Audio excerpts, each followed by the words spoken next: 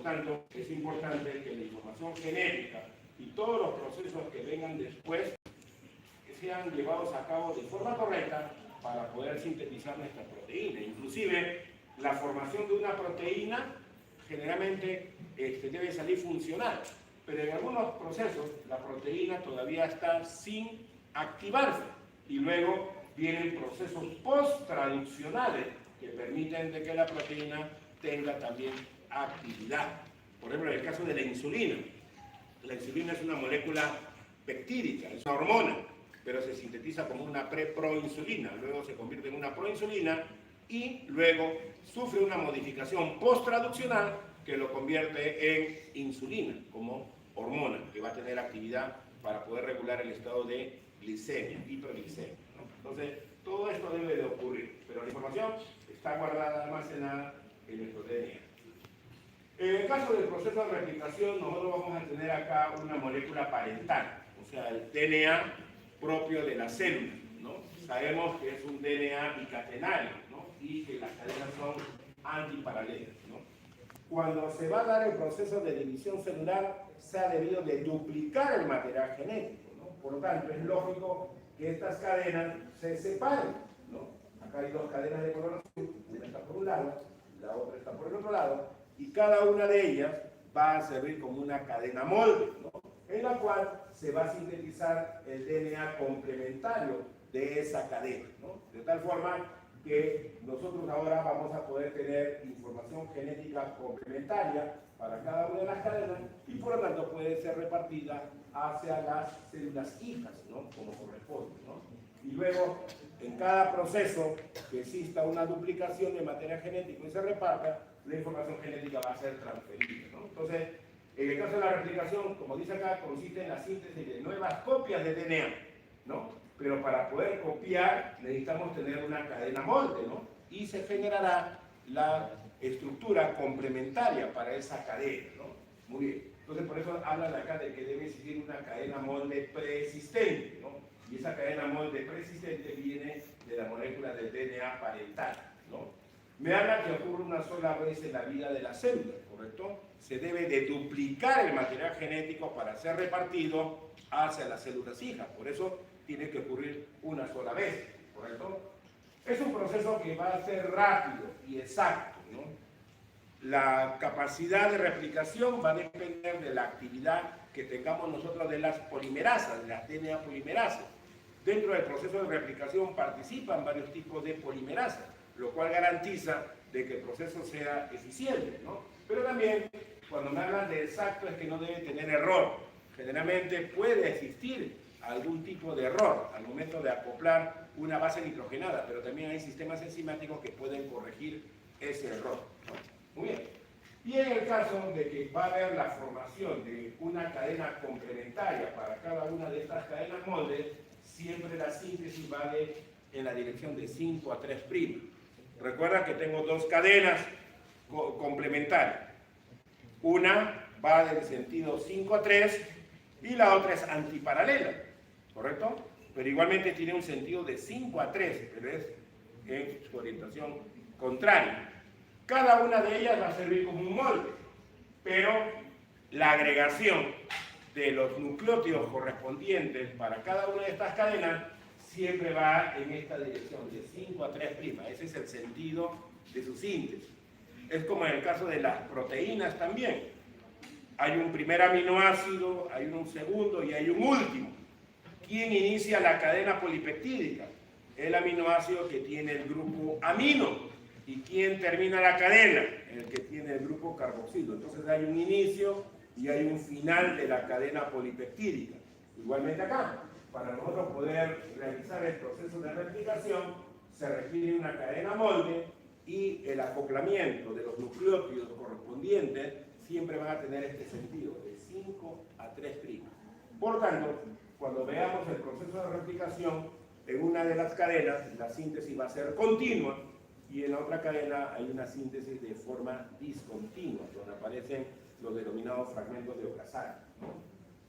La replicación es semiconservativa, ¿no? Estamos viendo que este es el DNA parenteral y cuando se da la división celular cada célula hija lleva la mitad de la información genética que tenemos del DNA parental, ¿no? Entonces, por cada proceso de división celular, nosotros vamos conservando parte de la información previa de la célula antecesora, ¿no? Muy bien. ¿Cuáles son las principales características de la replicación? Lo que estábamos hablando. La replicación es un proceso semiconservador, ¿no? En el cual, cuando ocurre el proceso de división celular, cada célula hija lleva una de las cadenas moldes previas del DNA antecesor, de la célula madre, ¿correcto? Muy bien.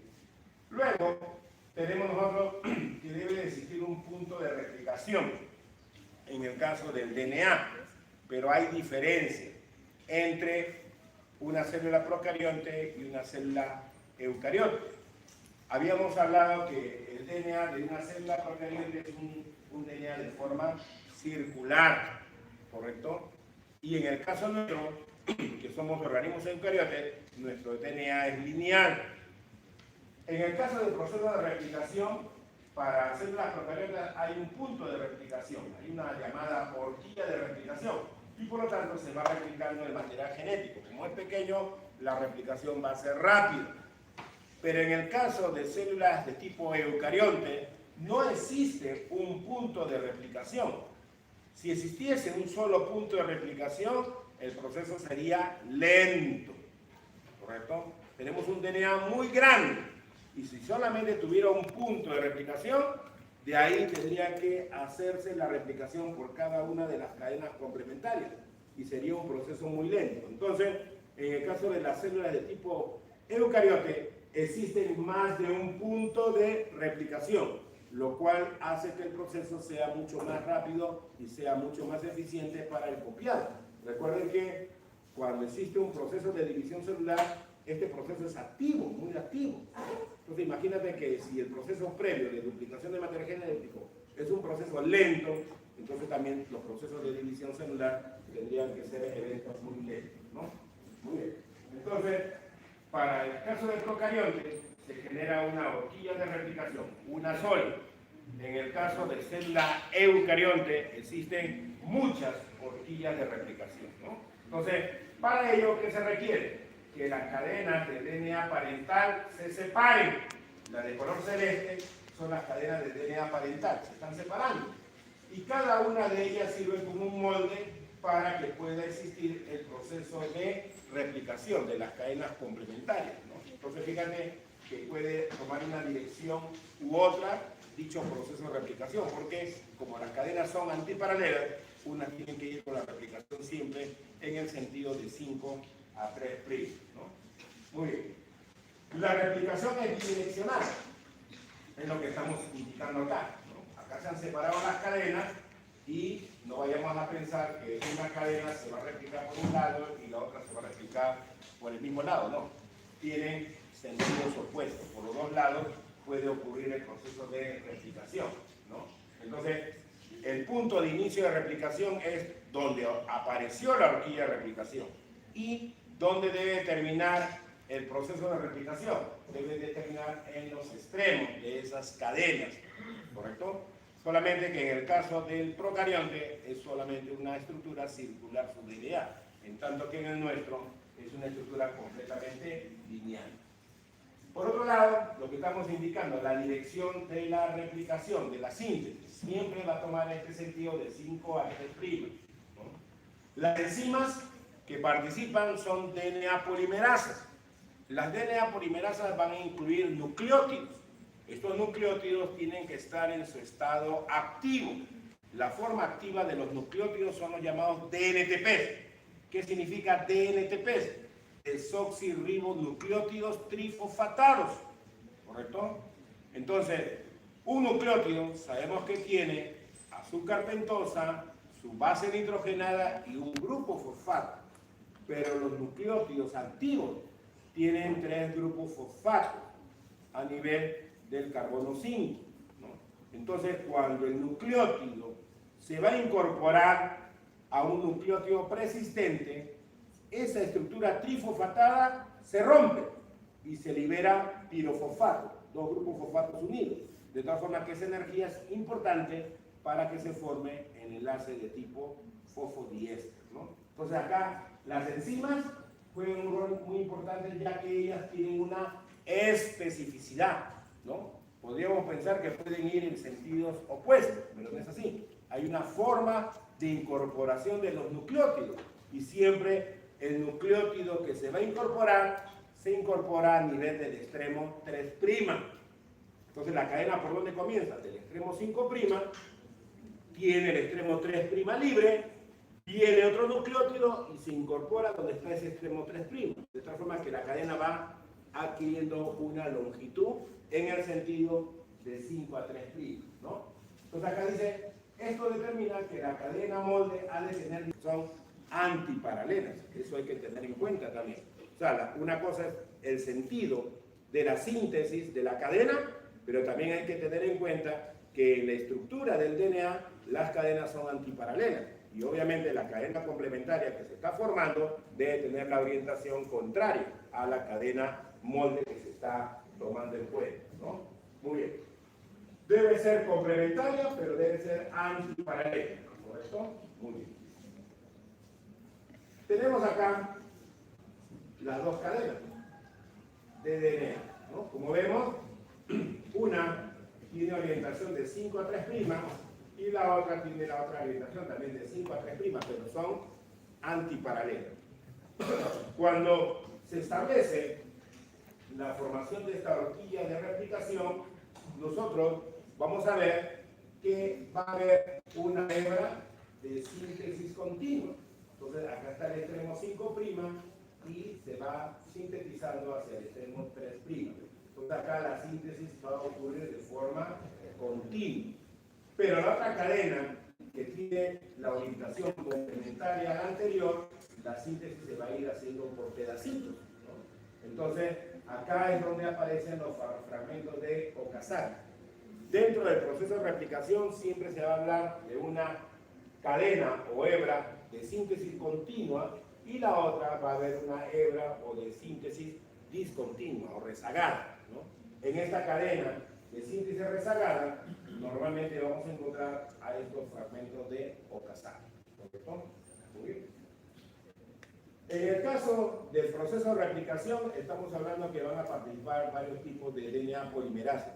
En el caso de los eucariontes hay diferencias con respecto a las DNA polimerasas de tipo procarionte, pero prácticamente hacen el mismo trabajo, ¿no? Entonces, ¿qué van a hacer estas DNA polimerasas? Van a realizar el proceso de polimerización del DNA.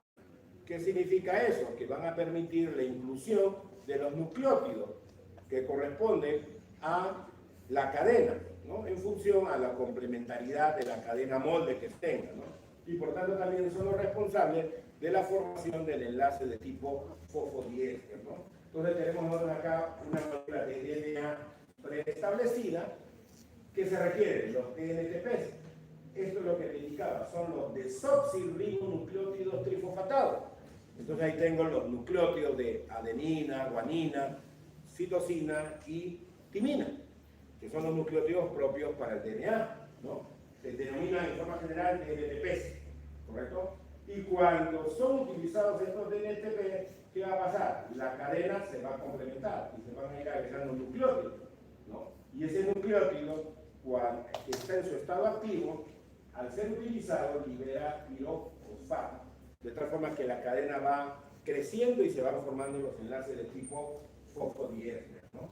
Entonces, tengo acá mi DNA molde, que tiene esta orientación de 5 a 3', ¿correcto? Los nucleótidos se van a ir agregando, siempre en la dirección de 5 a 3'. Acá tengo una cadena previa que se está formando y acá tengo un nucleótido que se va a agregar. Este nucleótido que se va a agregar se encuentra en su estado activo, DNTP.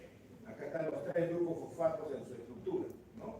Y muy bien, este nucleótido se va a agregar, como se ve acá en la lista, solamente que va a ocurrir una hidrólisis a este nivel, liberándose el pirofosfato, y el pirofosfato también se puede hidrolizar.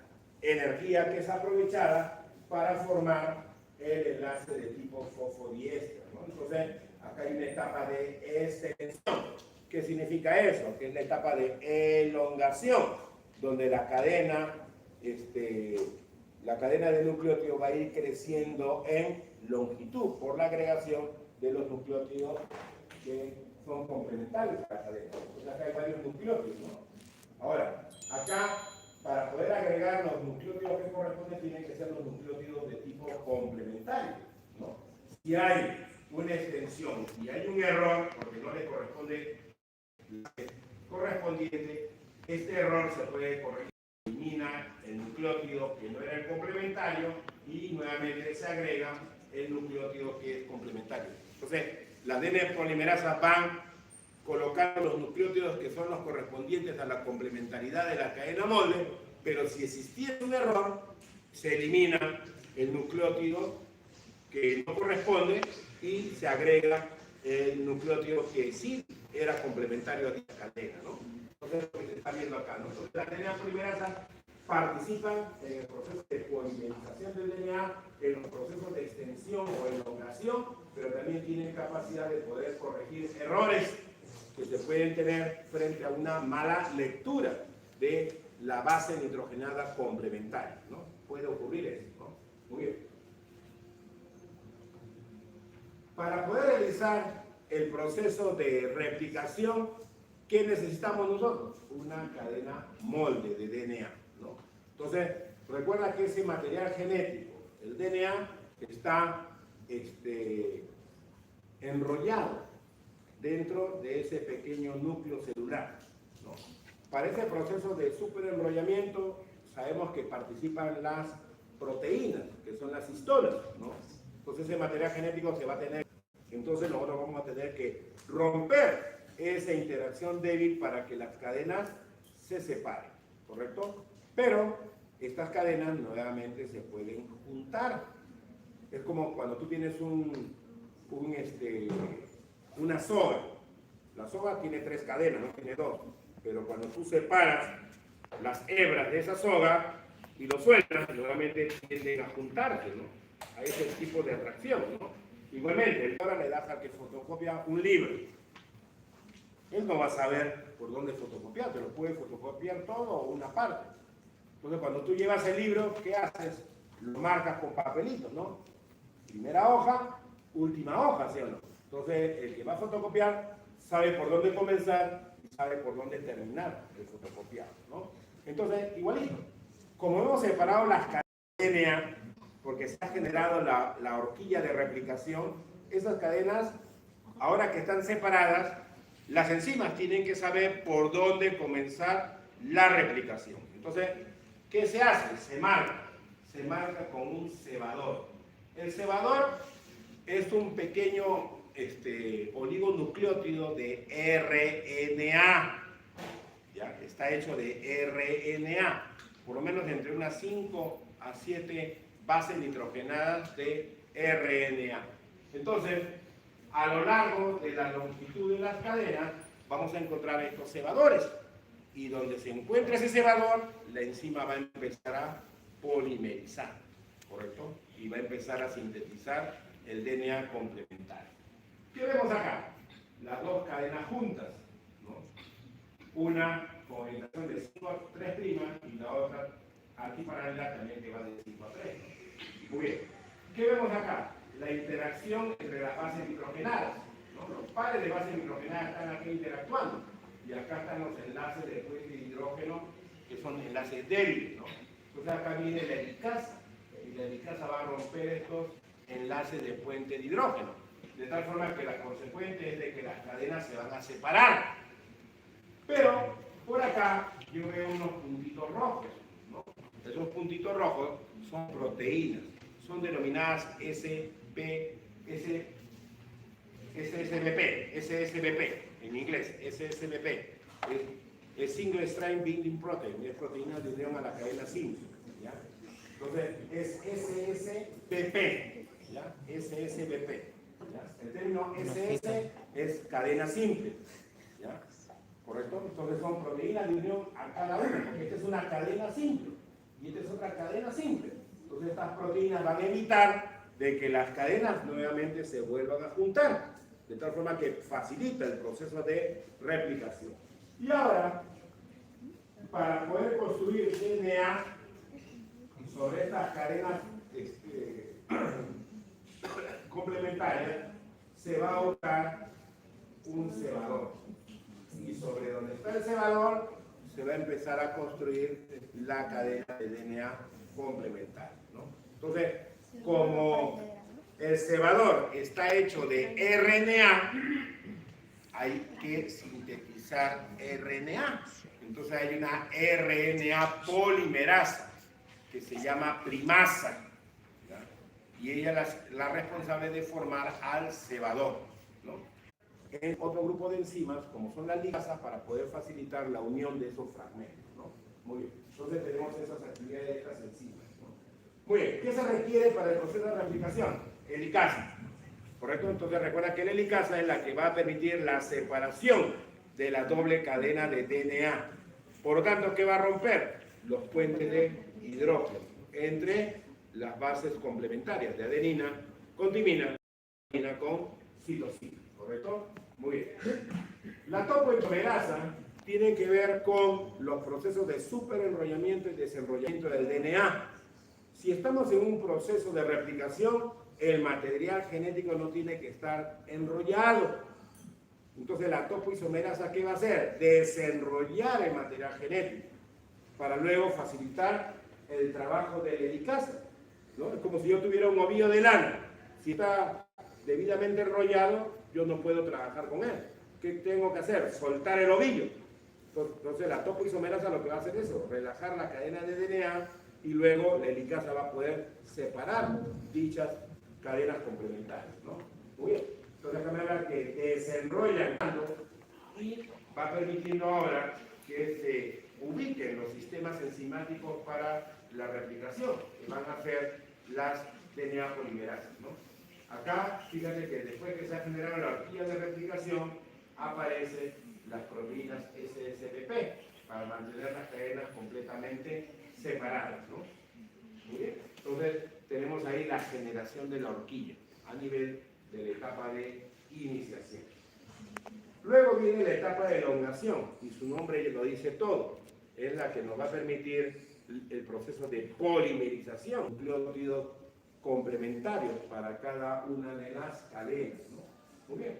Entonces, tenemos acá la horquilla de replicación que se ha formado, pero previamente al proceso de replicación tiene que formarse el cebador, ¿correcto? En cada una de las cadenas complementarias se ha sintetizado el cebador gracias a la participación de la RNA polimerasa, que es la primasa, ¿no?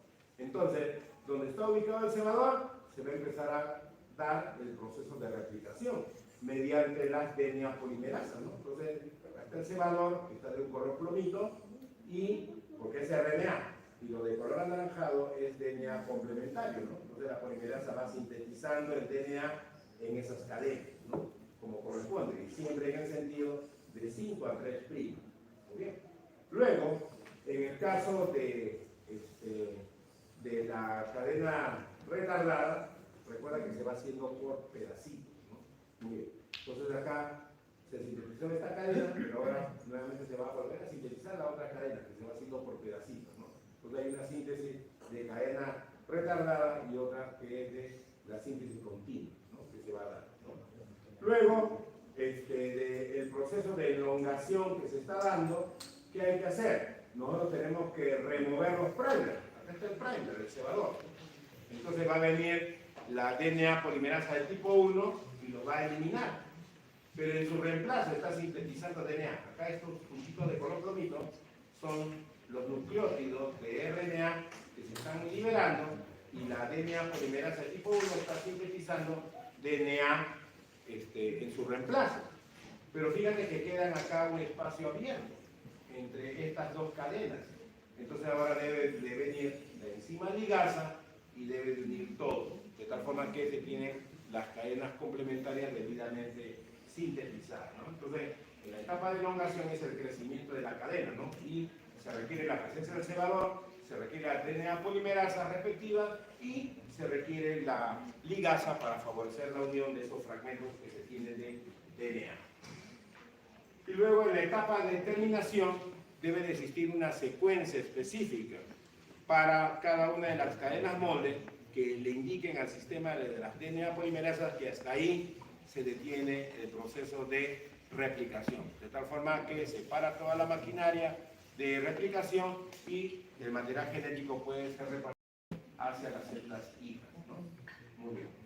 En el caso, acá está, ¿no? Entonces, ¿qué requerimos nosotros? Un molde de DNA persistente, el primer, que lo va a sintetizar la primasa, los precursores son los DNTP, que son los nucleótidos trifosfatados activos, acá están bajo su forma nucleotídica, las enzimas, las DNA polimerasas, y en el caso de las DNA polimerasas hay algo importante, ¿no?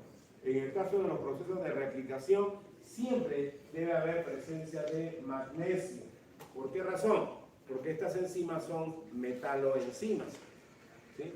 Cuando se hacen estas pruebas de replicación in vitro, en la técnica del PCR, se incluye magnesio dentro de ese proceso de replicación, porque las enzimas necesitan ese magnesio para replicar, ¿no? Y bueno, entonces la DNA polimerasa, ¿no?, elimina el cebador, reemplaza eso por DNA, y la DNA polimerasa 3 es la que sintetiza la cadena complementaria, ¿no? Y las otras enzimas que hemos mencionado, primasa, que es la que sintetiza el cebador, la helicasa, la que separa las cadenas complementarias del DNA que va a ser sintetizado, la ligasa que une, y la girasa es la topoisomerasa, la que va a permitir desenrollar el material genético para que pueda incorporarse la helicasa y poder desarrollar el proceso de replicación. Entonces acá hay un videíto, este es lo mismo, ¿no?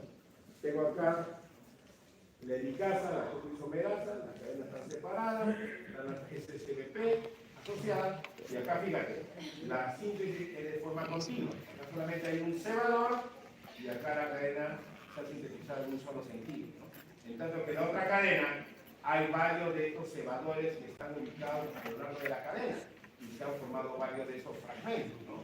Entonces, acá fácilmente participa la DNA polimerasa de tipo 3, al igual que en este lado, pero luego viene la DNA polimerasa de tipo 1, libera al cebador, ¿no?, y luego en su reemplazo ubica DNA, pero los fragmentos que están separados ahora tienen que ser unidos por la DNA ligasa, ¿no? Entonces acá hay un enlace de un video.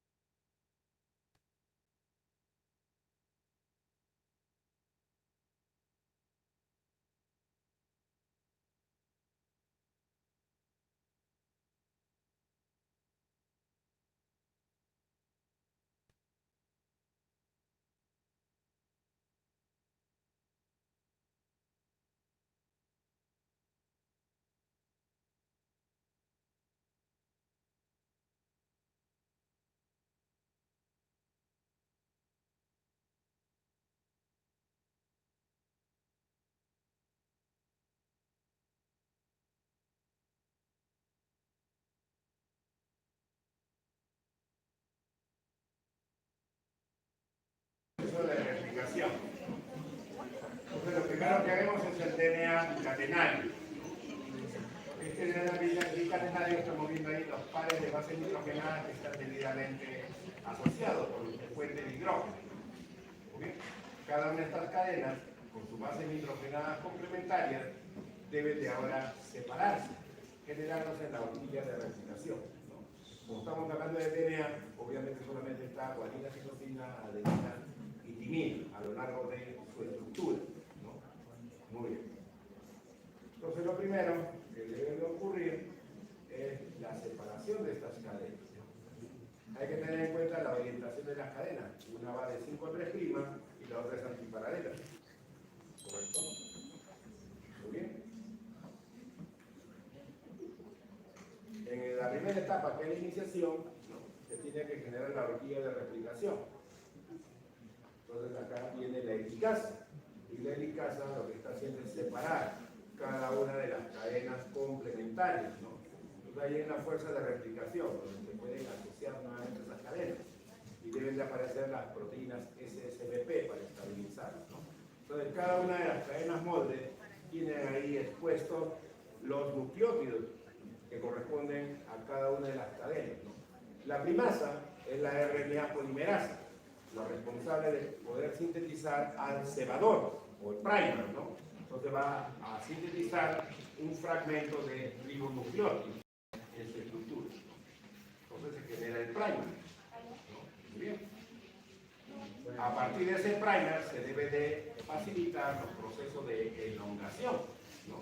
Entonces ahora viene la DNA polimerasa, que debe ser la DNA polimerasa de tipo 3, y debe de incluir ahora sus desoxirribonucleótidos, ¿no? Las DNA bases o los DNTPs, ¿no? Para facilitar su incorporación. Y la síntesis siempre tiene esa orientación, de 5 a 3'. Esa es la cadena líder, la cadena de síntesis continua, ¿no? Como vemos, la síntesis ocurre en un solo plano, en una sola única dirección. La otra cadena complementaria, que es la síntesis de síntesis retardada, igualmente se ha ubicado un cebador, igualmente la síntesis se está dando, pero se está dando por fragmentos, ¿no? Entonces se va haciendo por pedacitos, ¿no? Entonces ahí luego se van a generar los denominados fragmentos de Okazaki a lo largo de esa cadena de síntesis retardada, ¿no? Entonces aparece un cebador, ¿no? Se sintetiza el DNA complementario, vamos teniendo pedacitos a lo largo de la cadena de síntesis discontinua, ¿no? ¿Correcto? Entonces ahí estamos viendo el proceso de síntesis discontinua a nivel de la cadena de síntesis retardada, ¿no? Muy bien. Posteriormente, se vuelve a repetir, es lo mismo. Entonces se está sintetizando por pedacitos la cadena complementaria. Muy bien. Estas estructuras de un color azulito más oscuro son eliminadas por una exonucleasa. Esa exonucleasa debe ser la DNA polimerasa de tipo 1. Ella tiene una doble actividad. Libera a los ribonucleótidos. Esos elementos que le están liberando de color medio azulito oscuro son ribonucleótidos, que eran los constituyentes del cebador. Los elimina, pero en su reemplazo va a colocar desoxirribonucleótidos, ¿no? Entonces viene acá una DNA polimerasa que debe de incluir a esos DNTPs, pero si te das cuenta, ese fragmentito están separados. Entonces en la etapa de terminación viene la DNA ligasa y ella ahora va a unirlos, ¿no? De tal forma que tenemos las dos cadenas complementarias, ¿no? Con su cadena replicada de DNA en función a su secuencia de base nitrogenada, ¿no? Y este material genético ahora debe ser repartido hacia las células, ¿no? Entonces, este es un resumen de todo lo anteriormente explicado, ¿correcto? Muy bien. Entonces, ese es el proceso de replicación. Muy bien. Nosotros también tenemos que explicar el proceso de replicación, el proceso de transcripción. ¿Ya? Pero para el proceso de transcripción y traducción necesitamos tener en cuenta varios tipos de RNA. Muy bien. Entonces, a partir de la información genética que está almacenada en el DNA, una de las cadenas va a servir como molde para poder formar a este RNA, ¿correcto? Entonces sabemos que una cadena va de 5 a 3 y otra va de 3 a 5. La cadena de 3 a 5 sirve como molde para formar a estos tipos de RNA, ¿no? Entonces tenemos nosotros al denominado RNA mensajero, que es la que va a llevar la información genética del núcleo hacia el citosol para poder formar nuestras proteínas, ¿correcto? Tenemos el RNA de transferencia, que es el que va a facilitar la incorporación de los aminoácidos dentro del proceso de la traducción. Tener en cuenta que el RNA mensajero, en el caso nuestro material genético no todo se expresa. Hay DNA codificante y DNA no codificante, ¿no? Entonces, cuando se sintetiza el RNA mensajero, no aparece como un RNA mensajero maduro, como el que ocurre en el caso de procariontes. En el caso nuestro aparece como un RNA inmaduro, lo cual significa que hay que procesarlo después de la transcripción. Y eso significa liberar a los intrones, de tal forma que el RNA mensajero se reduce en tamaño. Y este sí ya lleva la información hacia el citosol para poder favorecer la síntesis de proteínas, ¿no? En el caso del RNA mensajero también recuerda que vamos a tener que hablar de tripletes de base nitrogenada. Y cada triplete es lo que se denomina como codón, ¿correcto? En el caso del RNA de transferencia, el RNA de transferencia también tiene un triplete, pero es el complementario a la secuencia de base nitrogenada que tiene el RNA mensajero. Por lo tanto, él lleva el denominado anticodón, ¿no?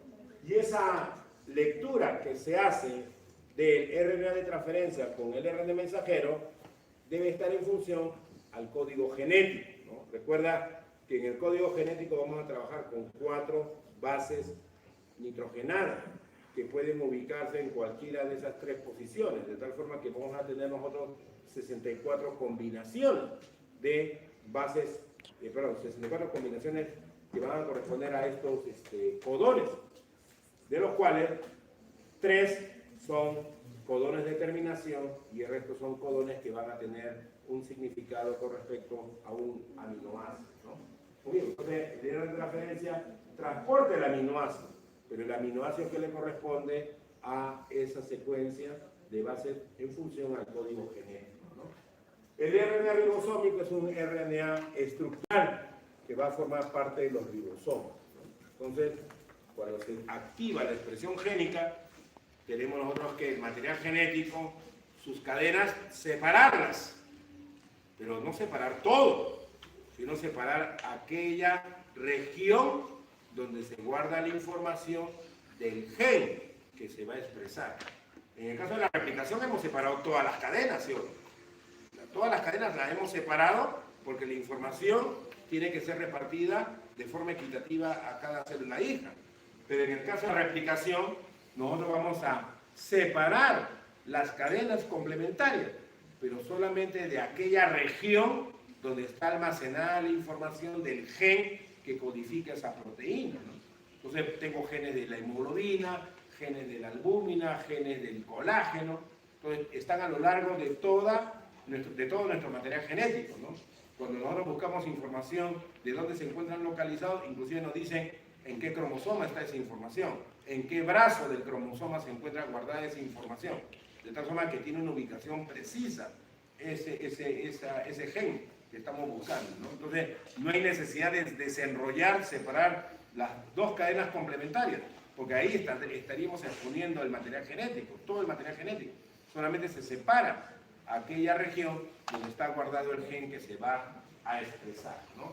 Entonces, al separarse, nosotros vamos a tener una secuencia de bases nitrogenadas que ahora vamos a tenerla que copiar y posteriormente llevar esa información hacia el citosol para que pueda darse el proceso de la traducción, de la síntesis de proteínas, ¿no? Entonces, estos 3 principales sistemas de RNA son importantes para llevar a cabo ese proceso.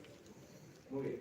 En el caso del código genético tenemos acá los 3 codones de terminación, UAA, UGA y el UAG, ¿no? Dentro del proceso de síntesis de proteínas, nosotros vamos a tener una secuencia específica que le va a indicar a la maquinaria de síntesis de proteínas que debe de parar la síntesis de esta, ¿no? Al igual como en el caso de la replicación, van a haber 3 etapas, una etapa de iniciación, una etapa de elongación y una etapa de terminación, para el caso de dicha síntesis, ¿no? Y como vemos acá, cada triplete le corresponde un aminoácido específico, ¿no? Hay más de un triplete que puede codificar a un mismo aminoácido, ¿no? Y tengan en cuenta que la secuencia AUG es la que va a corresponder al primer aminoácido, que es la metionina, ¿correcto? Entonces tenemos ahí nuestro denominado código genético. Muy bien, entonces, en el caso de la replicación, estamos copiando DNA. En el caso de la transcripción, estamos copiando una parte de la información que está guardada en material genético como un gen para ser luego llevada esa información al citosol para poder iniciar la síntesis de proteínas. Entonces, lo que tenemos acá es el proceso de síntesis de proteínas. ¿Por dónde comenzar? Bueno, por aquí. ¿Qué vemos acá? Vemos nuestro RNA mensajero, que debe ser complementario a una de las cadenas del DNA donde se guarda la información del gen que se debe de expresar. Como vemos, este RNA mensajero tiene una determinada longitud y hay una determinada secuencia de bases nitrogenadas que conforman su estructura. Cuando este RNA se sintetizó en el núcleo, sale al citosol por medio del polo nuclear. Y al estar en el citosol, fíjate que se va a ensamblar con una de las subunidades del ribosoma.